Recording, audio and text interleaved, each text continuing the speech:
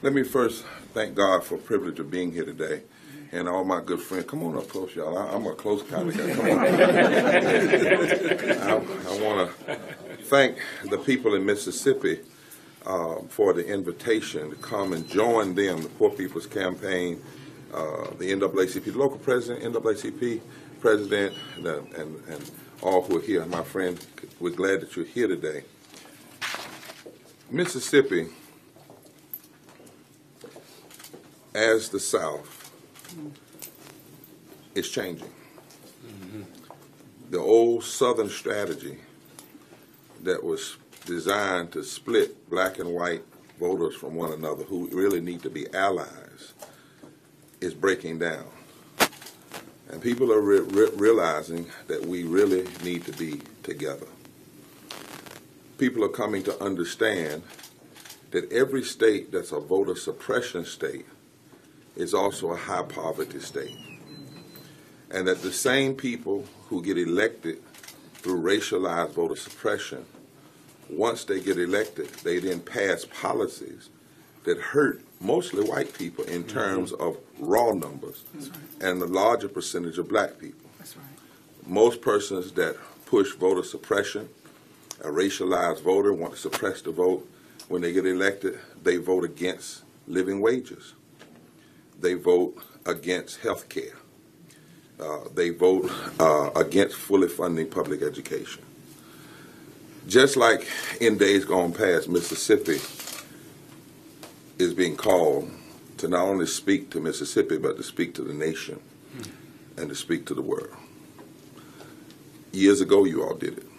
In '64, in Freedom Summer, despite people being killed, you spoke to the world.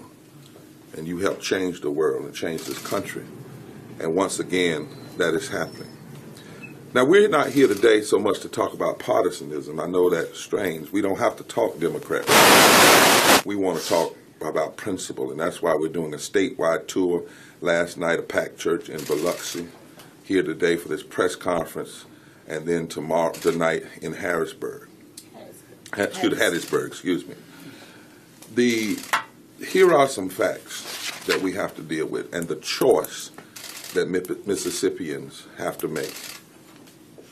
We're in the middle of a campaign, and this is not partisan, this is fact, where you have joking about public hangings. Mississippians, black and white and young and old and gay and straight, are going to have to make a decision. If you agree with that, then you vote for the candidate that's doing that. If not, then you vote for the candidate that's not doing it. That's not a partisan issue, that's a principle issue. In Mississippi, 52% of all Mississippians are poor. That's right. 1.5 million people. Poverty is a moral issue in this state. 59% of all children in Mississippi are poor. That's 437,000 children.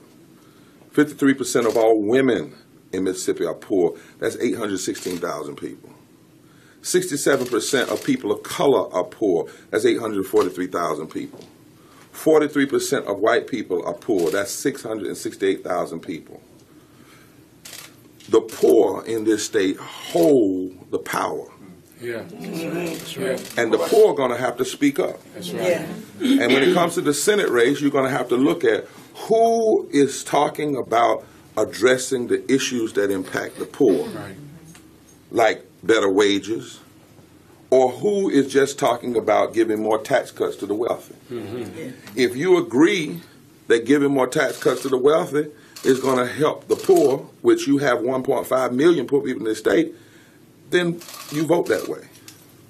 But if you agree that merely giving more tax money to the wealthy and the greedy is not going to lift people out of poverty, it's not going to increase your minimum wage, it's not going to provide more public education, then you have a choice to make, Right. a moral choice to make. It's not about partisan, Democrat, Republican. This is not about red or blue. This is about right and wrong. You got a choice to make. Yes, yes. And we're informing people of what the choice is and leaving the choice up to them. But it is a choice.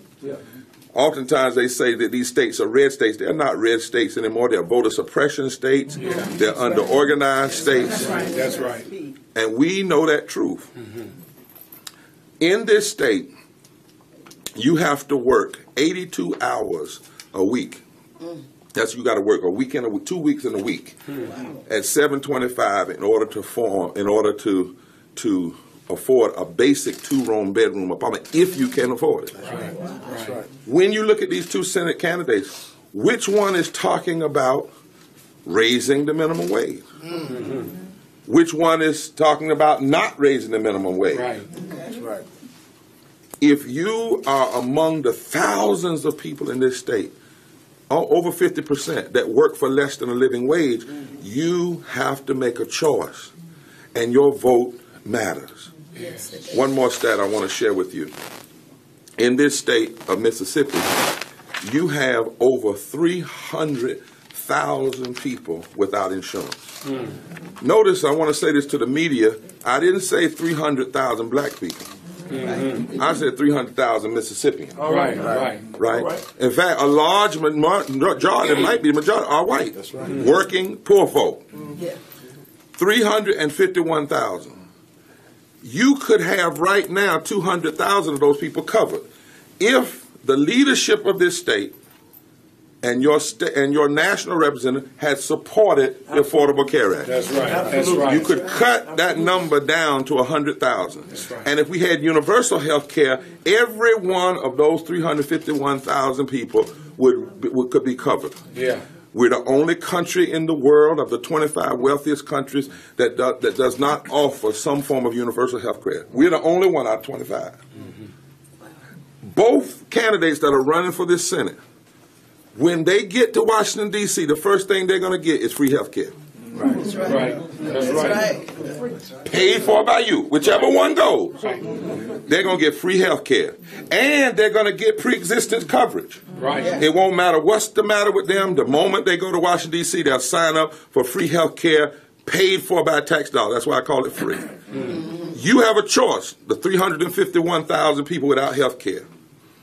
Which candidate is talking about expanding health care? Right. Which candidate is saying if they get elected, they're going to take the health care we have away? If you believe that a senator from this state that's going to get free health care ought to be able to then get to Washington, D.C. and take from you what they receive only because of you, Right. then vote that way. But if you believe that's not right, that's not how we ought to treat our neighbors. That's right. I don't care what color they are. That's right. If I'm a politician and I get free health care, seems like I would want all the people in my state to get the same thing. So if you believe that that's the truth, then you got to make a choice to vote for the candidate that is talking about health care and expanding health care. Right. You haven't heard me say a word about Democrat. That's right. That's right. You haven't heard me say a word about Republican. Right. Really, what you hear me talking about is Jesus' agenda. Amen. Amen. When I was hungry, did you feed me? Come on, right now. When I was sick, did you visit me? right. When I was a stranger, did you welcome me? right. And when I was naked, did you clothe me? That's right. Huh? You hear me talking about a moral agenda. Right. And that's the question of this election. That's right. It is a moral agenda. Right. Here we are, 50 53 years after the death of Medgar Evers, and we have to make a moral decision. And if we ever needed to vote, we sure do need to vote now. That's why all of us are here today. Let me say one other thing, and I'll take questions.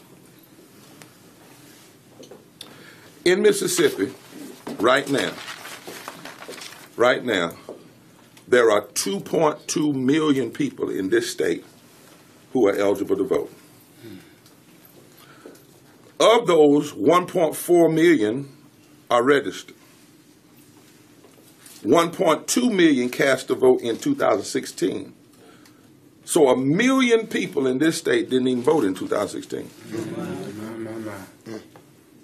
1 million people. You cannot sit home anymore. Because whoever you elect as senator or any other office, they're going to pass policies that impact your life. That's right. Now, that means that in 2016, only 55% of the voters turned out. 45% of the population that was eligible to vote didn't even vote. Now, in 2014, you had 2.2 million eligible voters.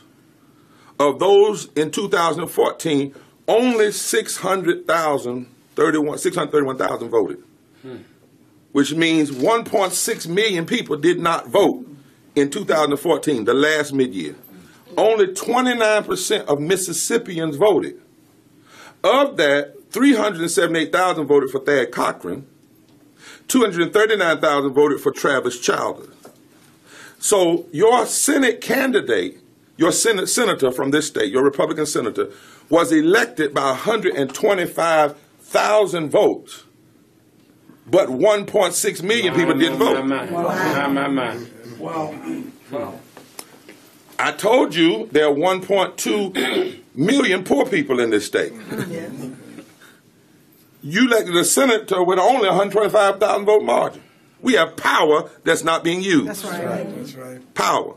You have 350,000 people without health insurance. Right. A senator was elected by a margin of only 125,000 votes. We have power that must be used. That's right. Right. There are 1.3 million white voters in this state eligible, and there are 800,000 black voters. If only 29 or 20% of the eligible black voters voted, then that means somewhere in the neighborhood of 600,000 black people that are eligible to vote didn't vote. But the senator was elected by 125,000. Black people, poor black people and low-income black people, poor white people and low-income white people, and Latinos and others hold the power in this state. That's right. If they will vote their interests, not party, but vote their interests and their issues. Yes. If they will stand up and come together and say, we vote because we want health care. We want to raise in the living wage. We want to raise in the minimum wage. We want our children to have the best public education. Then the poor and low-income people of this state can turn this state any way it wants this state to go. And could determine who your senators and congresspeople are. And here is what you must know. Finally, for the last 50 years, something called the Southern Strategy in the South has worked every day to separate black poor people and white poor people. That's right. And it's time that the Southern Strategy dies. That's right. And a new moral strategy arrives. It's time that we join hands, regardless of color. Vote for all Mississippians to be lifted up. To turn out this vote like it's never been seen. Stop believing folk when they say these are red states. And let this be a revolution state. Let this be a revival state. Let this be a redo state. What they call a reover, a redo. Do over. That's what they call it. Yeah. But let it be a redemption stage. That's right. And let us say to all the people that died before us, we heard you. We heard That's you. right. And 50 years later, we're not going backwards. That's right. That's right. And we're not going to sit down. That's right. And we're not going to choose not to vote because we vote on your blood. That's right. Black people died in Mississippi for the right to vote. Yes, they did. White people died in Mississippi That's for the right to right. vote. Yes. Jewish people, Christian That's people right. died for the right to vote. Yes. And on Tuesday, we need to vote life. We Yeah. need to vote for what's right. We right. need to vote in massive numbers. Yes. Amen. You've not heard me say, Come on. vote based on party. That's Yeah. right. Vote based on principle. Yeah. That's right. Do you want the poor lifted? Yes. Then Right. vote. Yes. Do you want health care? Yes. Then vote. Vote. Yeah. Do you want public education? Yeah. Yes. Vote. Vote. I came in here. Do you want some better roads? Yeah. Lord, no, vote. That's what happened. See, let's get down to the nitty gritty. Let's get the gritty. Do you want people joking about public hanging, or do you want people to come together around a public policy agenda? Yeah. You have to make that decision. That's right. And the power is in our hands. Yes. It's time for the division to die Yes. and for unity to live. Yes. It's time for a sound to come out of the South Yes. Come on. that says it's a new day. It's a new day. There's an old song, and I close right here, said there's an army rising Yeah. that can break every chain. Break everything. This is the army, Yeah. a diverse army. Yes. Black and red and yellow and white and gay and straight and young That's and right. old, whoever you are, let's join hands and come together, because you know what? If you're black and low wealth and poor, and you're white and you're low wealth and poor, or you're Latino and you low wealth and poor, or you're a Native American and you low wealth and poor, or you're Asian and you low wealth and poor, and you can't pay your light bill, we all black in the dark.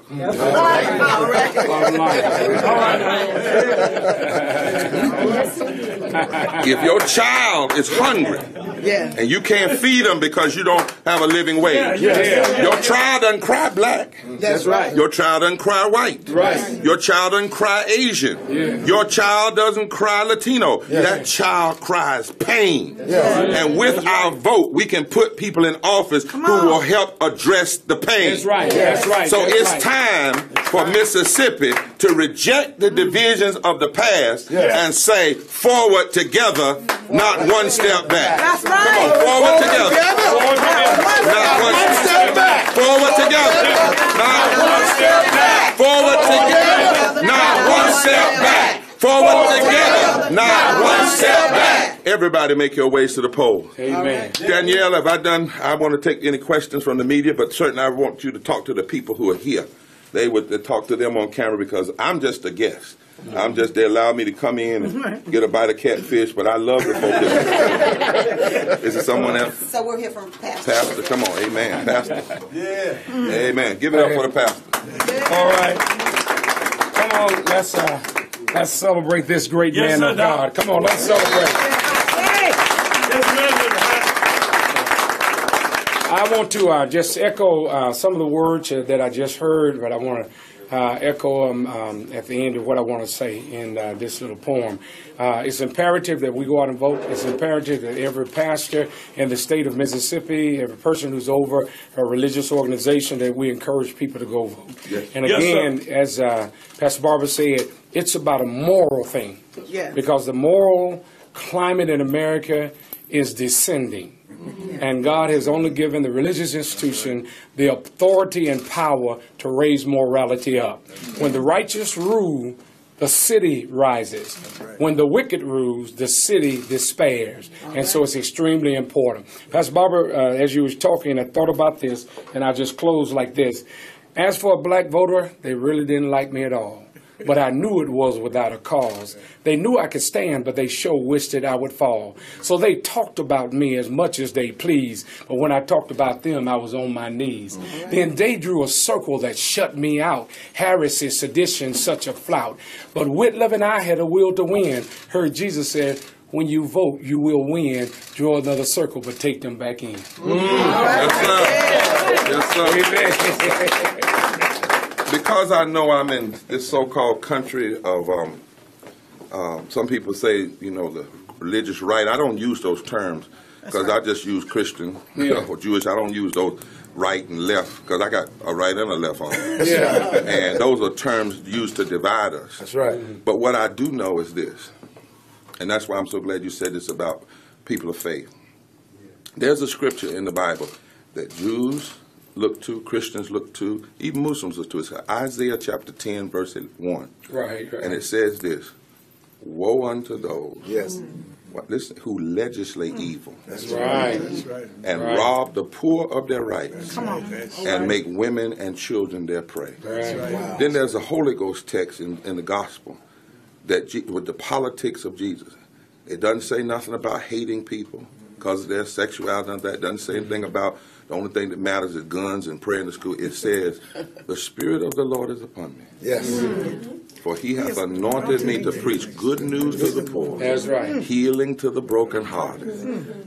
Yes. Recovery of sight to the blind. That's the sick people that need health insurance. Liberty to them that are bruised. And to declare the acceptable year. It doesn't say anything about putting up walls and stopping people from coming. It says declare the acceptable year of the Lord. We have to stand up in Mississippi, in North Carolina, in Alabama, all across the South.